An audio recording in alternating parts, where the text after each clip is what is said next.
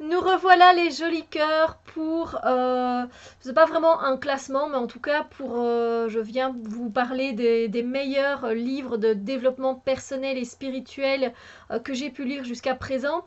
Alors c'est pas les meilleurs, c'est ceux pour moi qui m'ont aidé en fait, qui m'ont aidé à grandir, à évoluer, à voir les choses autrement, à apprendre des choses. C'est plus meilleur dans ce sens-là évidemment et qui m'ont touché un peu plus moi, évidemment, parce que c'est mon propre point de vue. Donc on continue, et je vais continuer en fait en allant directement sur internet parce que j'ai peur d'oublier de vous présenter ces deux livres-là. Alors, il y a pour moi deux livres. Euh, un livre il y a très longtemps que je l'ai lu, hein.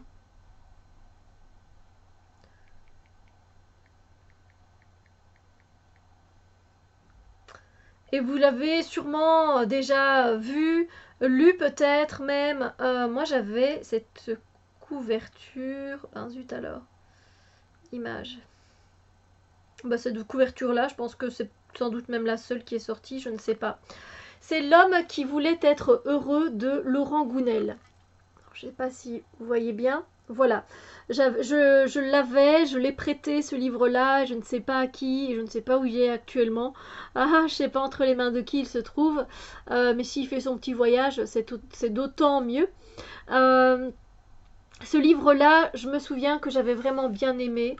Euh, je vais vous lire en fait la quatrième de couverture, hein, d'accord. Donc imaginez, vous êtes en vacances à Bali et peu de temps avant votre retour, vous consultez un vieux guérisseur, sans raison particulière. Je crois que ça va un peu plus loin normalement. Non?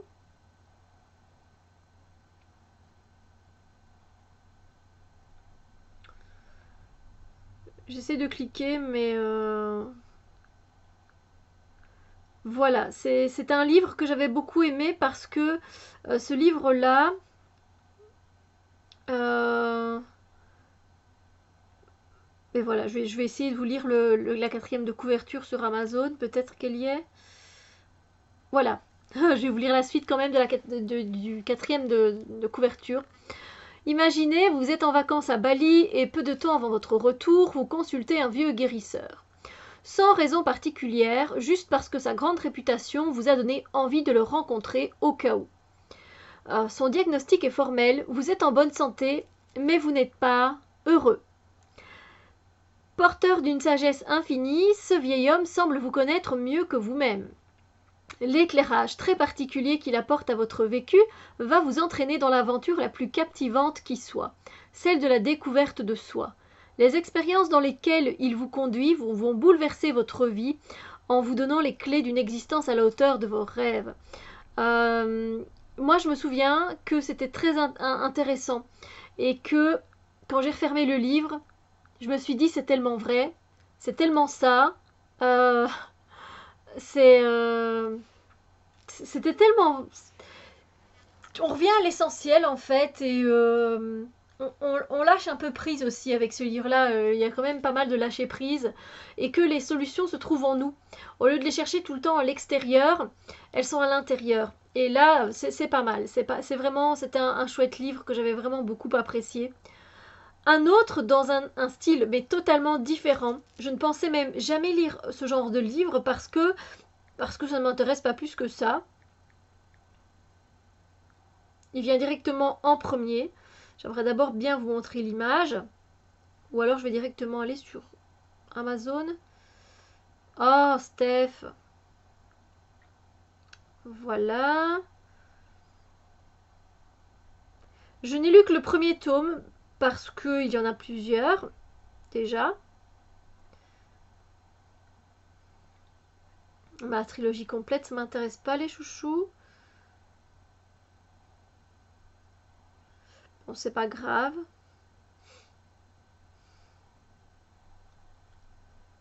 Euh... Alors, j'ai lu. J'essaie de vous mettre la fiche voilà, en grand.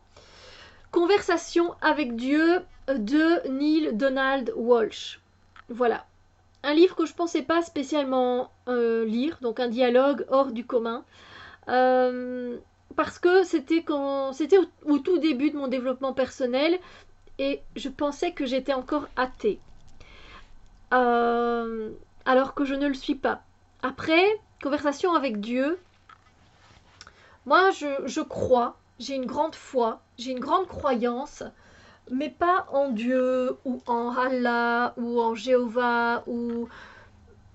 Bref, je crois profondément qu'il y a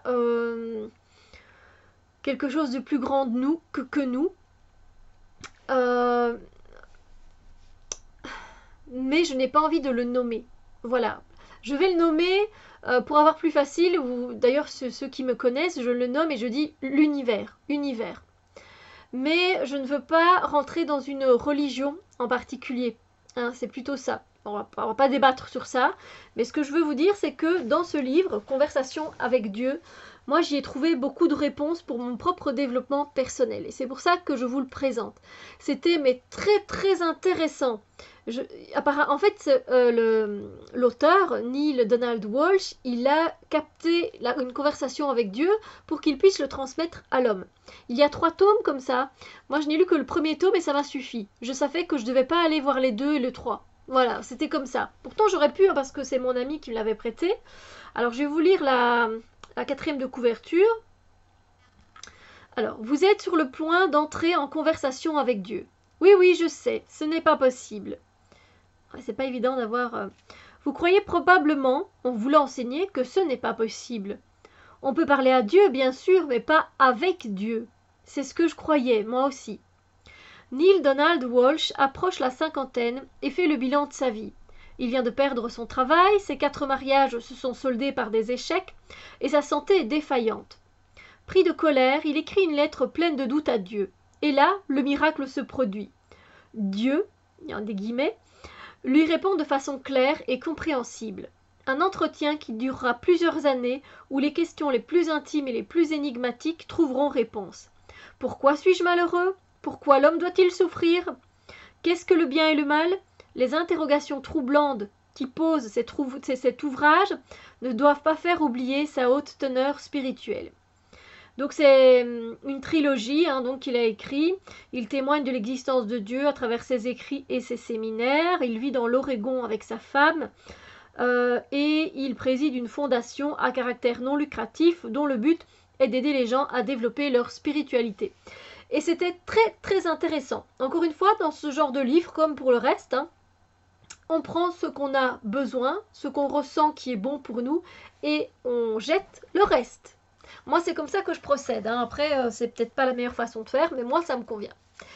Donc voilà, l'homme qui voulait être heureux et de Laurent Gounet, Les conversations avec Dieu de Donald Walsch. Ensuite, un livre que j'ai kiffé, et c'est le cas de le dire, 3 kiffs par jour de Florence Servan Schreiber. Et étonnamment, dans ce livre, même s'il y avait beaucoup de choses intéressantes, c'est encore des... Voilà, je suis tombée sur la page comme par hasard, c'est quoi un kiff? On nous parle quand même de 3 kiffs par jour, on se demande ce que c'est un kiff. Et en fait, c'est ce que j'ai le plus aimé, c'est peut-être pour ça que c'est tombé sur cette page-là, mais ça dure que 2 pages, donc c'est quoi un kiff? On lit, une page plus loin, et vous voyez pas grand-chose, et une page, et ça y est, c'est fini, on va parler des plaisirs, on va passer à autre chose. Ça encore, c'est quelque chose que j'ai lu par petits chapitres à chaque fois. Vous voyez, j'en lisais 2 ou 3, puis je fermais le livre. Le lendemain, j'y revenais. J'étais très régulière pour ça, parce que je ne sais pas lire plusieurs romans à la fois. Donc je peux lire à la limite un livre de développement personnel et intégrer les chapitres de la journée. Et le soir, me diriger plus vers mon roman, parce que j'ai envie d'évasion. Bon, je vous dis tout, on est dans les livres. Donc voilà. Alors, un kiff. Je vais vous lire un peu, en fait, parce que c'est ça qui m'a appris à remercier, qui m'a appris la gratitude. Et chaque soir, avant de m'endormir, je ne fais pas comme elle. À un moment, elle dit qu'on peut en fait écrire nos kiffs. Les kiffs, c'est ce qu'on a le plus aimé dans notre journée. Par exemple, un passant dans la rue vous a fait un sourire et vous a dit bonjour madame. Et si vous avez plaisir, c'est un kiff. Ça c'est un kiff. Ben, vous avez réussi votre examen de français, c'est un kiff. Votre enfant, ben, il vous a embrassé sans raison particulière, il est venu, vous a fait un câlin. Un kiff total. Des kiffs, on peut en avoir énormément, que ce soit matériel ou immatériel. C'est ça un kiff en fait, c'est quelque chose que l'on a apprécié dans notre journée et que l'on remercie d'avoir vécu. Voilà. Avant, moi je prenais un journal et je mettais dans mon journal, il y avait généralement beaucoup plus que 3 kiffs, croyez-moi. Il y en avait énormément des kiffs. Et puis pour finir, moi ça me saoulait d'écrire juste avant de dormir, parce que je suis vraiment prête à aller dormir, quoi. Donc voilà. Du coup, je l'ai dit dans ma tête ou tout haut, en fait, quand je suis dans mon lit, voilà, je dis univers, je te remercie. J'ai adoré, alors je dis pas spécialement j'ai kiffé, hein, voilà, j'ai vraiment apprécié de recevoir enfin ce livre-là. Je te remercie pour ce bon repas, c'était vraiment trop bon, j'ai adoré. Voilà, c'est merci pour le moment que j'ai passé avec mon ami, c'était super, on a super rigolé, échangé, ça m'a fait du bien. Il y a toujours des petits trucs qui vous ont fait plaisir dans la journée. Et c'est grâce à ce livre que je vois les petites choses ordinaires comme des choses extraordinaires. Voilà. Donc je vous explique elle comment elle fait. Exprime. Donc c'est quoi un kiff? Donc je vais vous lire un petit peu ici ce qu'elle raconte. Je ne vais pas tout vous lire. Exprimer sa gratitude consiste à reconnaître dans sa vie ce que l'on a envie de célébrer. Un instant ou une situation qui incite à remercier quelqu'un en particulier ou la vie en général. On peut s'en parler à soi-même ou à autrui, l'écrire, l'inclure dans une lettre, et mieux encore lire cette lettre en personne à son destinataire. Le soir même, pour pouvoir partager cette simplissime découverte avec ma famille, dont le plus jeune n'a pas 10 ans, je la présente comme ceci. Nous sommes à table. Il paraît que si on peut citer 3 kiffs que l'on a eus dans la journée, on vivra plus longtemps. Comment ça, 3 kiffs? Eh bien, 3 moments, situations, sensations, pensées ou instants qui ont été agréables aujourd'hui. Ça peut être gros, petit, durable, fugace, sans conséquence ou déterminant. Seul ou avec quelqu'un. Ce qui compte, c'est que ce soit passé aujourd'hui. Maman, tu es lourde avec tes trucs. Bon, là, elle parle de sa fille qui a Pénélope, qui a 14 ans au moment où elle écrit le livre. Alors ça, par exemple, ce n'est pas un kiff, ma douce. Un kiff, c'est positif, c'est du bon. Personne ne commente, c'est personnel. Si ça te plaît, ça te plaît. Il n'y a personne à convaincre, juste à le dire, le partager, bien sûr. On essaye? Alors elle dit, j'ai commencé. J'ai lu un article aujourd'hui qui disait que si on citait 3 kiffs par jour, on vivrait plus longtemps. J'ai trouvé ça étonnant, ça m'a vraiment excitée. 2. J'ai déjeuné sur la terrasse du bureau, il y avait du soleil, j'ai fermé les yeux, j'avais chaud, c'était bien. 3. J'ai croisé Sophie dans le couloir, on s'est dit des bêtises, elle est hyper joyeuse Sophie, son énergie me fait du bien. Voilà, donc, et là après elle dit que sa fille, elle a quand même embrayé. Elle dit le premier mot qui est venu tout seul, c'est son déjeuner avec les filles en dehors du collège. En trouver un second, là, saoulé, donc le troisième, c'était pas pour aujourd'hui. Son mari, il s'est moqué de sa dernière lubie, mais il a joué le jeu. Donc voilà. Et son aîné, il a dit que son cours de philo, c'était vraiment pas mal. Il a fait un signe de la main à Nathalie, à la bibliothèque, qui lui a fait plaisir, et etc. Voilà. Je vais pas vous lire le reste, mais c'est ça qui m'a...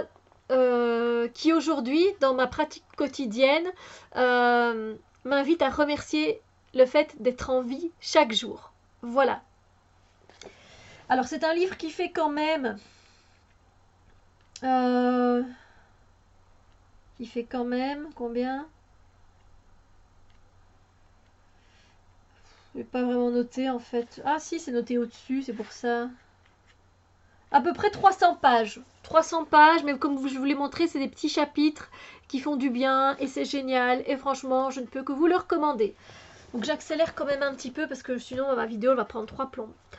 Un livre que j'ai lu il n'y a pas longtemps et qui m'a vraiment fait du bien, c'est le livre du voyage de Bernard Werber. Et c'est pas un roman, c'est un voyage que vous allez faire en vous et qui est une bonne piqûre de rappel pour certains. parce qu'on se dit, ben voilà, qu'on a déjà travaillé sur ça, ça, ça. Et là, il nous renvoie à des faces de nous-mêmes sur lesquelles on doit travailler. Et voilà, ça va très vite à lire. Il n'y a pas beaucoup de pages, hein, il fait moins de 200 pages, il fait 160 pages. C'est écrit en plus, mais super grand.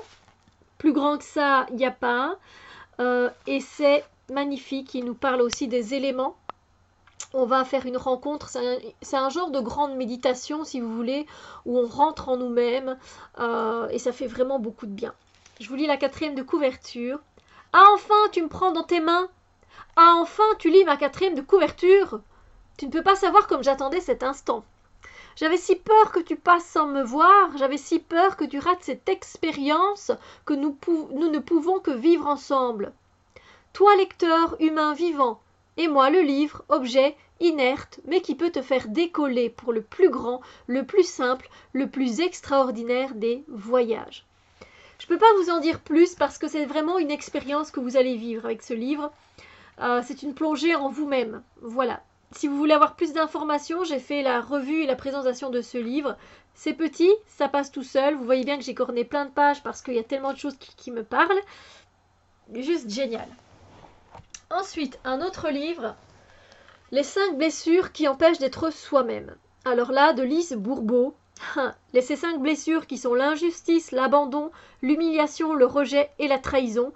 Et elle explique que pour retenir ces 5 blessures, on prend le premier mot, la première lettre de chaque mot et ça donne trahi. Et c'est comme ça qu'on retient les 5 blessures. Et c'est très intéressant là du coup de voir comment les blessures que l'on a vécues dans l'enfance ont un impact sur notre présent. C'était très intéressant. Moi j'étais dans les blessures, je ne vais pas vous mentir, hein, de rejet et d'injustice. Voilà. Du coup, elle nous trace un peu le profil de ceux qui ont vécu telle blessure ou telle blessure. Et c'est vraiment très très intéressant. Alors, le rejet, l'abandon, l'humiliation, la trahison et l'injustice. 5 blessures fondamentales à l'origine de nos maux, qu'ils soient physiques, émotionnels ou mentaux. Lise Bourbeau, grâce à une description très détaillée de ces blessures, nous mène vers la voie de la guérison. Car de la compréhension de ces mécanismes dépend le véritable épanouissement, celui qui nous conduit à être enfin nous-mêmes. Un guide simple et pratique pour transformer tous nos petits problèmes quotidiens en tremplin pour grandir. À la suite de ça, elle a écrit également La puissance de l'acceptation, qui est plus axée sur le fait de travailler sur ses blessures plus en profondeur. Voilà. Et de guérir ces blessures. Voilà. Très très intéressant. Voilà, on a les caractéristiques de la blessure d'abandon. On a des petits tableaux qui sont faits en plus à chaque fois à la fin de chapitre. C'est très intéressant. Très très intéressant. Dans un autre style, mais j'ai kiffé, surkiffé, et pour moi ça m'a aidé dans mon développement personnel, c'est Adopter la slow cosmétique de Julien Québec. Waouh! J'ai fait un de ces déménagements dans ma salle de bain, mais j'ai viré des tas de produits dégueulasses. Excusez-moi, mais c'est comme ça. Que vous voyez, hein, j'ai mis il y a plein de post-it qui ont été mis, plein de pages cornées. Il y a plein de recettes. Voilà comment on peut remplacer en gros la cosmétique traditionnelle cracra, comme j'aime bien l'appeler, donc crasseuse. Et aller vers des choses beaucoup plus simples qui ne font pas de mal à la terre et qui ne font pas du mal à nous. Voilà. Et ça, c'est juste génial. Et je peux vous dire que ça a révolutionné ma salle de bain. Et voilà. Et mon budget aussi. Donc, on parle du savon d'Alep. On parle des labels bio. C'est vraiment, voilà, qu'est-ce que la slow cosmétique, évidemment. Voilà ce qu'il y a à retenir. Par exemple, les parfums. Ben, vous avez exactement la pyramide de formulation cosmétique que l'on trouve. C'est très bien fait. Et à chaque fois, à retenir. Donc voilà. C'est génial. C'est génial. J'ai adoré ce livre. J'ai kiffé ce livre très très fort. Voilà, on nous parle des huiles végétales, des huiles essentielles. Donc, si vous avez envie de passer à des choses un peu plus saines et qui sont bonnes, et ça fait partie du développement personnel pour moi, ce sujet-là aussi, et ben, c'est le livre adéquat. Franchement, il fait 224 pages, mais vous avez des recettes toutes simples dedans. Vous avez une partie recettes, vous avez une partie... voilà, ils expliquent tout ce qu'il y a de mauvais dans les produits qu'on utilise au quotidien, que ce soit les liquides vaisselle, les shampoings, les gels douche, etc. Donc, top. Top, top, topissime. Ma liste diminue ici, elle augmente ici. On arrive à la fin de la vidéo. Je vais vous présenter un roman, pour certains qui le mettraient dans la catégorie feel good, et moi je trouve que c'est un livre qui m'a aidé dans le développement personnel, et ce livre il est très connu, c'est Mange, Prie, Aime d'Elizabeth Gilbert aux éditions Livre de Poche. Qu'est-ce que je l'ai kiffé ce livre. C'est un miroir parfait de ce que l'on vit, je trouve actuellement.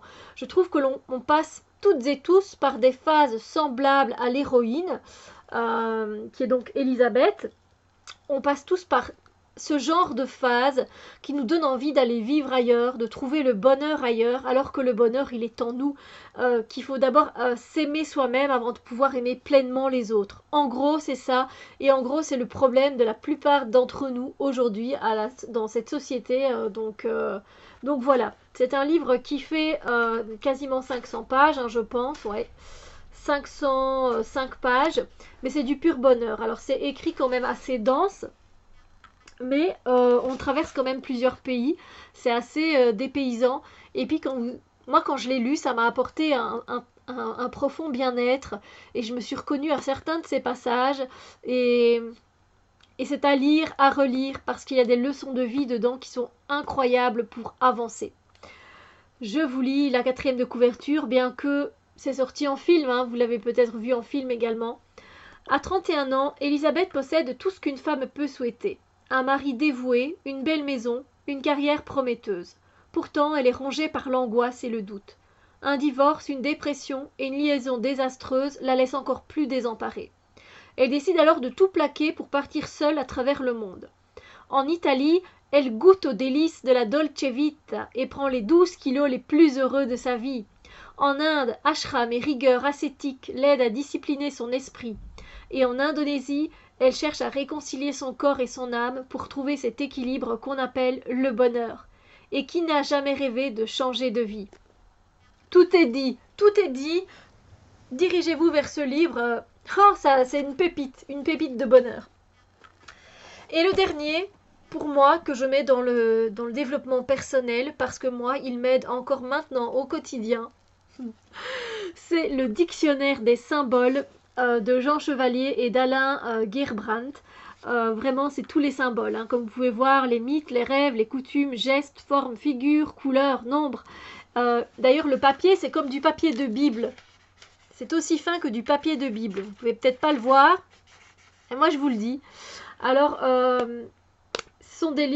alors moi comme on peut pas mettre au fluo dedans, on peut pas mettre au fluo les choses qui nous intéressent, et que corner les pages c'est tellement fin que j'aurais peur de les couper, de les déchirer, c'est que je colorie les choses qui me parlent le plus. Donc là, comme vous avez vu, j'avais été voir la notion du feu, le symbole du feu, et donc j'ai colorié en fait au crayon de couleur, voilà, parce que après tout c'est mon livre. Et ça peut être grand, hein, ça continue encore, vous voyez. Il y a beaucoup de choses à lire sur le feu.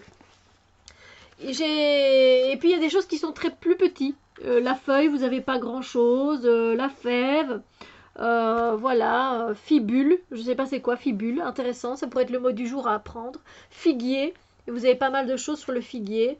Voilà, des fois vous avez 12 pages. Des fois, voilà, j'avais colorié Horus également. J'ai travaillé pas mal hein, avec le squelette. J'ai été voir la symbolique du squelette. J'ai vu plein de choses. Je l'adore.